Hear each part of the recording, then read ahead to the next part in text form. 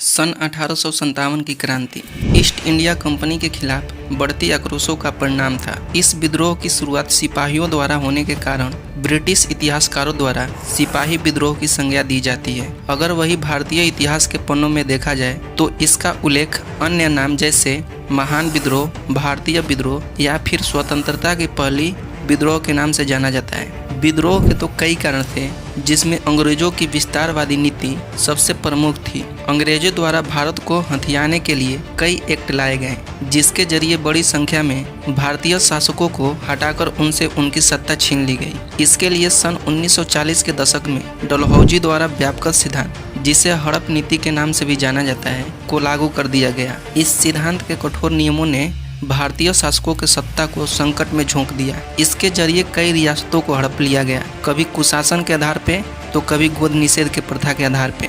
झांसी के विरुद्ध रचा गया गोद निषेध प्रथा। झांसी का नाम सुनते ही रानी लक्ष्मीबाई या यूं कहें कि झांसी वाली रानी का चेहरा दिमाग में घूमने लगता है। रानी लक्ष्मीबाई का जन्म सन 1828 ईस्वी में हुआ।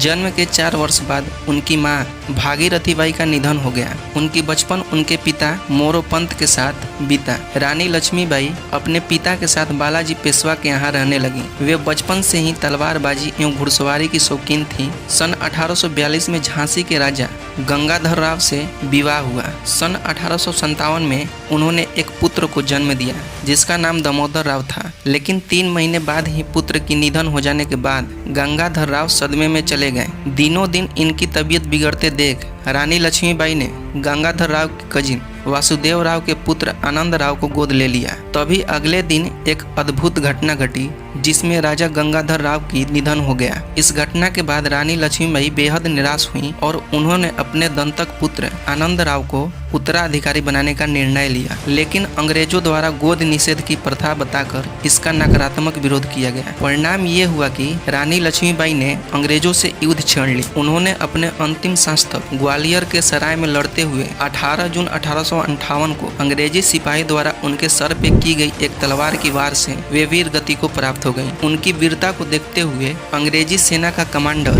ह्यूरोज ने कहा था, क्रांतिकारियों में वह एक अकेली मर्द थी। निधन के बाद झांसी को ब्रिटिश क्षेत्र में शामिल कर लिया गया। उसी प्रकार तरह तरह के कानून लागू करके सतारा, अवध, नागपुर को भी अंग्रेजों द्वारा हड़प लिया गया। जिसे हड़पने में वे असमर्थ रहे, उन्होंने वहां के शासकों को पेंशन का झांसा देकर उन्हें वहां से कहीं और भेज दिया और उनके रियासतों को हड़प लिया। इनके कुछ उदाहरण लिए जा सकते हैं, जैसे लखनऊ की बेगम हजरत को नेपाल भेज दिया गया। दूसरे नंबर पे मुगल वंश के शासक बहादुर शाह जफर, यह अंग्रेजों के डर से हुमायूं के मकबरा में छिप गया। जब अंग्रेजों द्वारा इसे धमकाया गया तो वह दिल्ली में क्रांति कर रही सैनिकों के कई राज बता दिए, जिसके बाद अंग्रेजों द्वारा इसे छोड़ दिया गया और वर्मा रंगून यानी कि म्यांमार भेज दिया गया, जहां सन 1862 में इसकी मृत्यु हो जाती है। सन 1857 के क्रांति की शुरुआत चर्बी वाले कारतूस से हुई थी। सन 1856 में अंग्रेजों द्वारा पुरानी बंदूक ब्राउन वैस के स्थान पर न्यू एनफील्ड राइफल का प्रयोग करने का निर्णय लिया गया। इसके लिए जिस कारतूस का प्रयोग किया जाना था, उस कारतूस को जंग लगाने से बचाने के लिए गाय और सुअर की चर्बी का प्रयोग किया जाने लगा। इस कारतूस को राइफल में भरने से पहले मुंह से छीलना पड़ता था। हिंदू और मुस्लिम दोनों सैनिकों ने इसका इस्तेमाल करने से साफ साफ इनकार कर दिया। हालांकि लॉर्ड कैनिंग ने इस गलती के सुधार के लिए संशोधन करने का प्रयास किया, लेकिन तब तक समय आगे निकल गया था और कई जगह अशांति फैल चुकी थी। इसी बीच 29 मार्च 1857 को शाम के 4 बजे बैरकपुर छावनी के एक वीर सिपाही मंगल पांडे अपने तंबू में बंदूक साफ कर रहे थे। तभी उस छावनी के लेफ्टिनेंट कमांडर जेम्स विल्सन ने कुछ सैनिकों के साथ पहुंचे और मंगल पांडे को कारतूस भरकर बंदूक चलाने को कहा। मंगल पांडे ने ऐसा करने से इनकार कर दिया। तभी जेम्स विल्सन ने उन पर दबाव बनाया। आक्रोश में आकर मंगल पांडे ने इन पर गोली चला दी,